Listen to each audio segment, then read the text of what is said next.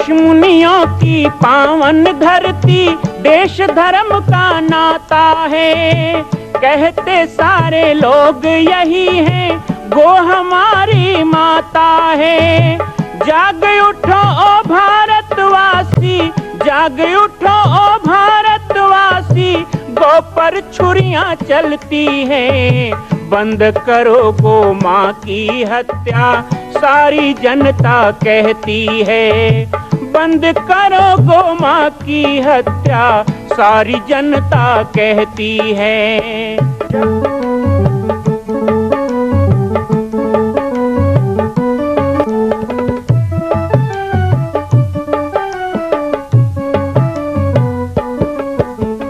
जगह जगह पर बूचड़ खाना, लाखों गौएं कटती हैं। किसे सुनाए व्यथा हमारी, नैना नीर बहाती हैं। रक्षा करना गौ माता की, रक्षा करना गौ माता की, गीता ज्ञान सिखाती है। बंद करो गो माँ की हत्या, सारी जनता कहती है। बंद करो गो माँ की हत्या, सारी जनता कहती है।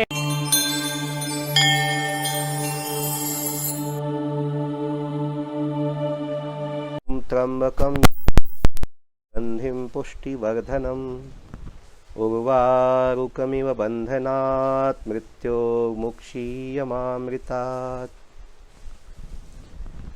जय श्री राम, जय गो माता, जय गोपाल। स्वागत है आप सभी का इस कार्यक्रम में। लगातार इस कार्यक्रम में हम 3 वर्षों से आपको जोड़ के रखे हैं।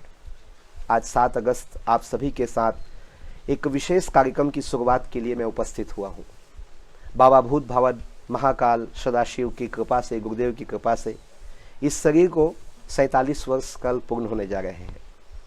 8 अगस्त की पूर्व संध्या पर आप सभी को मैं आमंत्रित करता हूं एक कार्यक्रम में, बचपन की यादें कार्यक्रम, जिसको हमने 70 भागों में आपको दिखाया। इसे संक्षिप्त रूप में आज से हम क्रमशः प्रस्तुत करने जा रहे हैं। इस धारावाहिक की कड़ियों को आप सभी देखें और इनसे जो भी प्रेरणा मिलती हो हमारे साथ मैसेज के माध्यम से शेयर करें। इसके लिए मैं आप सभी को आमंत्रित करता हूं।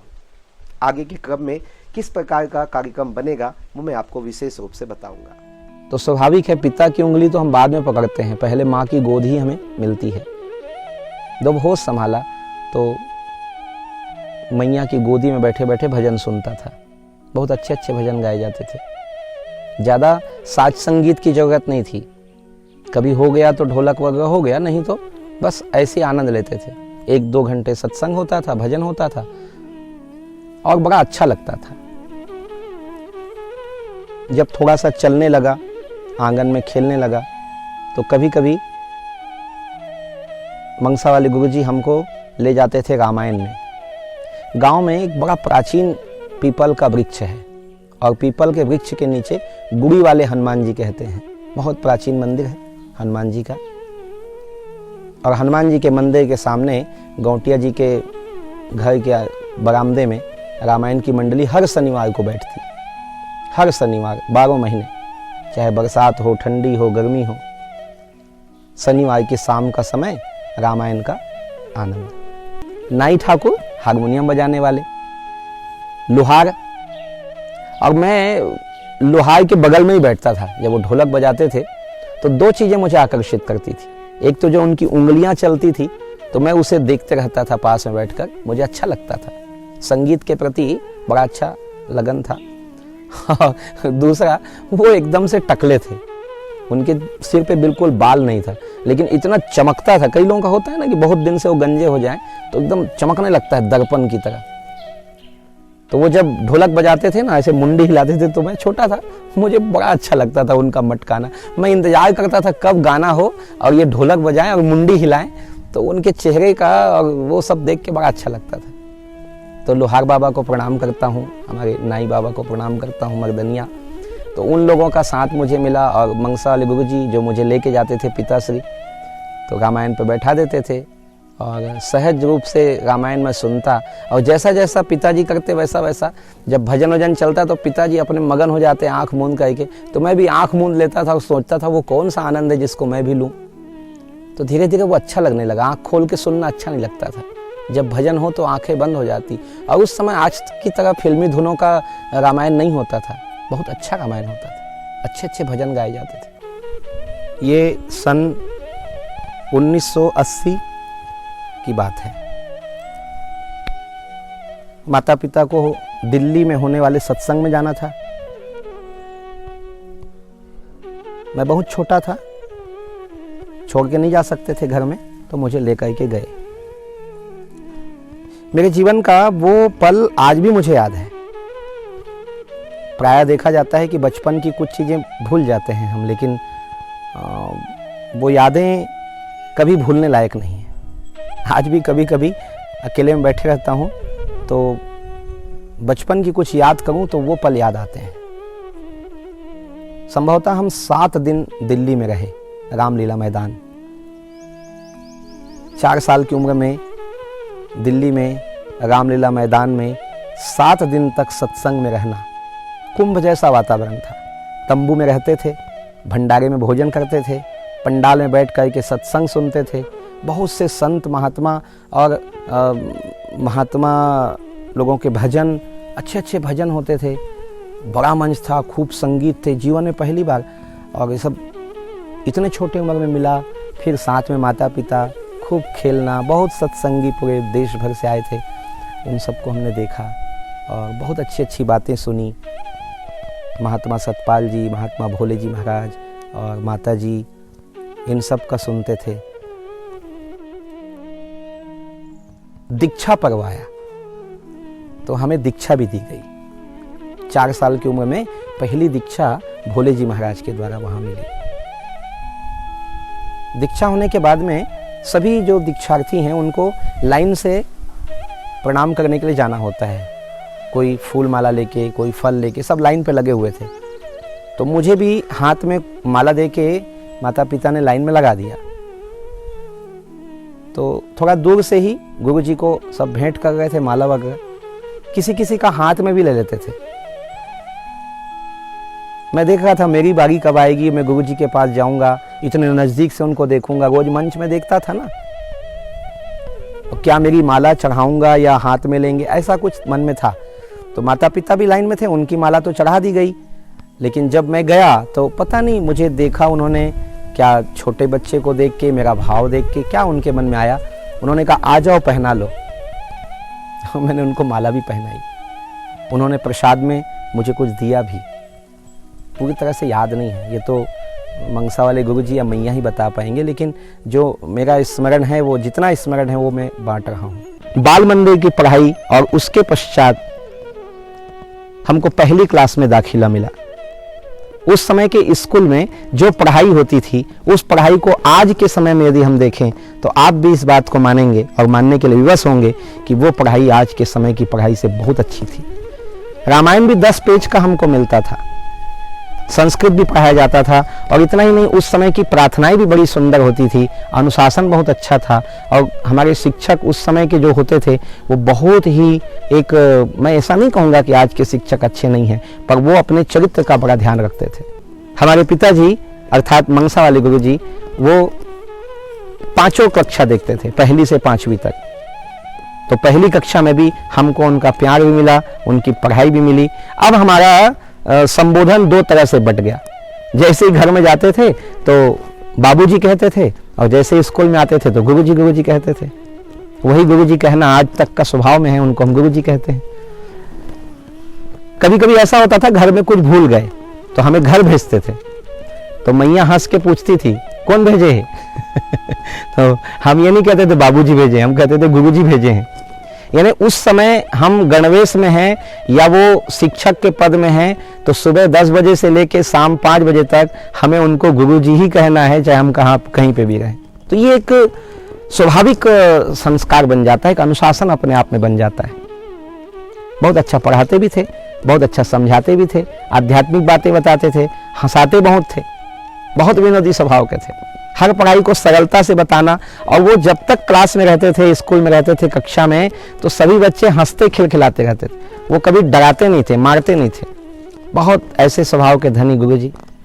और इस तरह की पढ़ाई होने लगी। पहली, दूसरी, तीसरी ये हमने शिक्षा प्राप्त की।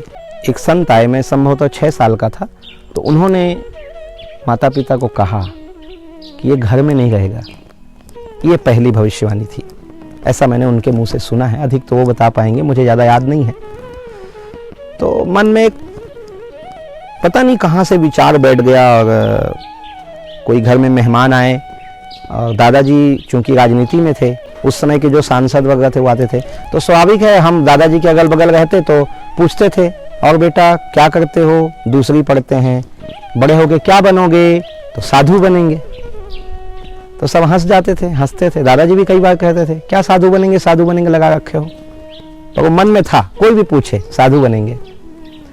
तो इस प्रकार एक मन में साधुता और संतत्व के प्रति कुछ लगाव सा बनने लगा। और परिवेश बहुत अच्छा था, पढ़ाई में भी अध्यात्म था, शाम को रामायण था, मैया के साथ रोज भजन में जाना होता था, घर में भी अच्छी बातें होती थी, और हम सब शाकाहार भोजन करते थे। और परिवार में भले मांसाहार हो, लेकिन हम लोग पूरे शाकाहारी थे, अपना परिवार। तो ये एक अच्छा वातावरण बचपन को मिलने लगा, और धीरे धीरे ये बचपन संतत्व की ओर झुकने लगा। तो इस तरह संतों का भी बीच बीच में सत्संग मिलने लगा। और पिताजी और कोई भी संत के बीच में चर्चा होती थी, तो स्वाभाविक रूप से उनके अगल बगल बैठकर यह हम सुनते रहते थे, अच्छा लगता था। समय आया गुरुदेव के आगमन का।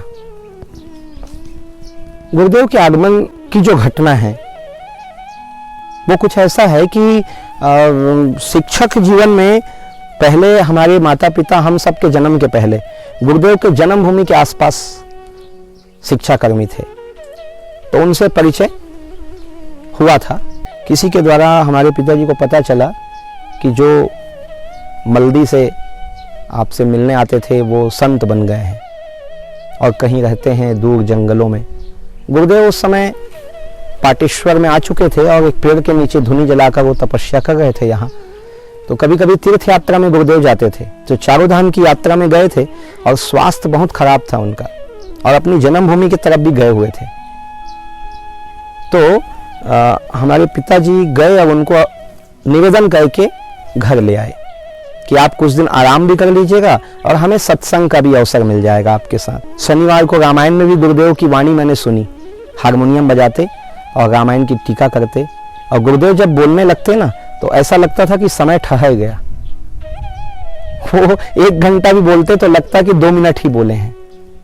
ये हमने बचपन में गुरुदेव की वो भव्यता भी देखी, और घर में भी हारमोनियम लेके गुरुदेव जब भजन गाते थे बहुत आनंद आता था।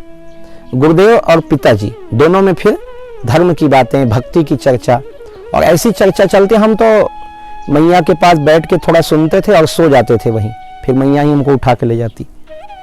कहते हैं कि वो 2-2 बजे रात तक उनका चर्चा चलता ज्ञान और भक्ति पर। ऐसे 15 दिन चला, और उसी बीच में गुरुदेव के सामने भी हम दोनों भाई लड़ते थे, मेरे से बड़े वाले भैया, और हम दोनों लड़ते थे। वो कहता था मैं साधु बनूंगा, मैं कहता था मैं साधु बनूंगा, तो दोनों में लड़ाई होती थी। तो गुरुदेव कहते थे देखो साधु बना नहीं जाता है, साधु बना बुनाया आता है, ऐसा कहते थे। उनको भी उस समय अंदाजा नहीं था कि ये बालक मेरे पास आ जाएगा, और हमें भी अंदाजा नहीं था कि हमको यही गुरु मिलेंगे। जन्म, कहते हैं कि एक जन्म किसी के लिए प्रसन्नता का विषय होता है, एक जन्म अवतार के लिए लिया जाता है, एक जन्म एक जन्म पुनर्जन्म के कार्यों के संपादन के लिए होता है, एक जन्म ऐसा भी होता है जिसका एहसास किसी को नहीं होता कि ये जन्म हुआ भी क्यों है। लेकिन जन्म शब्द बहुत अपने आप में खास होता है। हमारे लिए हमारा जन्मदिन या हमारे प्रेमीजनों का, परिवारजनों का जन्मदिन अपने आप में महत्व रखता है। मुझे तो ऐसा नहीं लगता, लेकिन 8 अगस्त एक विशेष दिन के रूप में हमारे भक्त, हमारे प्रेमी, हमारे स्नेही जन्म मनाते हैं। वैसे जब इस शरीर का जन्म हुआ 8 अगस्त को, तो उस दिन रक्षाबंधन का दिन था, अर्थात श्रावणी पूर्णिमा। तो तिथि के हिसाब से श्रावणी पूर्णिमा रक्षाबंधन को जन्म दिवस मनाना चाहिए शरीर का, लेकिन फिर भी एक तारीख के हिसाब से जो आज चल रहा है सिस्टम, तो उसमें 8 अगस्त को मनाया जाता है। जन्म दिवस के अवसर पर हम चाहते हैं कि जितना मुझे याद है जन्म के बाद की घटनाएं और जीवन में होने वाले परिवर्तन, फिर उसके बाद में शिक्षा दीक्षा, बचपन का संस्कार, माता पिता का प्यार, और जितना मैंने पाया उनसे और उनके आदेशानुसार फिर गुरुदेव के चरणों में आना, और इस जंगल में अद्भुत बचपन के वो अद्भुत पल वो आप सबके साथ बांटूं, जो अगले भाग में आप देख पाएंगे। जन्म का एहसास मनुष्य को होता ही नहीं है। संभवतः वो पीड़ादायक क्षण होता है, माँ के लिए भी, शिशु के लिए भी, लेकिन इसीलिए परमात्मा ना तो पुनर्जन्म को याद में रखता है, ना ही जन्म के एहसास को। हम तो अपने आप को जानते ही बहुत दिन के बाद, 3 या 4 माह के बाद की घटनाएं ही हमको याद होती है, लेकिन जन्म काल में जो कुछ भी शिशु अनुभव करता है, कहते हैं वेदांत मीमांसा में कि वो मरते समय मनुष्य को याद आता है। जन्म काल को सुखद बनाने के लिए अंततः प्रयास करना चाहिए। फिर भी जीवन की कड़ियाँ तो जीवन होती है, और ये सुखद क्षण होता है अपने अवतरण दिवस को मनाना। कल आप सभी मुझे शुभकामनाएं दें और आप सभी मुझे बधाइयाँ दें, उसके पहले ही मैंने ये वीडियो बनाया। परम पूज्य गुरुदेव भगवान के पावन सानिध्य में इस माटी के पिंड को जो आकार मिला है, उस आकार प्रकार की क्षमता और योग्यता के अनुसार मैं सदा सेवा करता रहूँगा। आप पुनः मिलेंगे। सभी को जय सिया राम, जय गौ माता।